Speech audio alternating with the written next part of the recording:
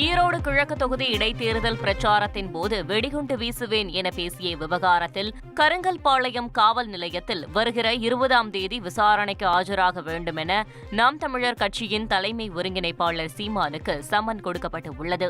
இது தொடர்பாக செய்தியாளர்கள் எழுப்பிய கேள்விக்கு அவர் கூறியது, எல்லா இடங்களையும் வழக்கு போட்டு ஒரு அலைய வச்சு ஒரு மனச்சோர்வு உண்டாக்கணும்னு அரசு நினைக்குது.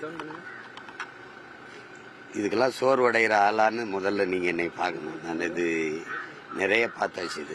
இதுக்கெல்லாம் அச்சப்படுகிறவன் முதல்ல இந்த களத்துக்கே வரக்கூடாது. சரி, நீங்கள் எத்தனை வழக்கு வேணாலும் போடுங்க, எதிர்கொள்வோங்கிறதான். தொடர்ந்து பேசிய அவர் சிறைக்கு செல்லவும் தயாராக இருப்பதாக குறிப்பிட்டார்.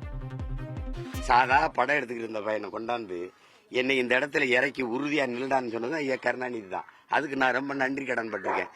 அது மேலும் ஒரு பங்கு என்னை வளர்க்கணும்ல, இன்னும் 2 மடங்கு வளர்த்து விடணும்ல. அப்போ என்னை சிறையில் போட்டால் தான் சரியா இருக்கும்.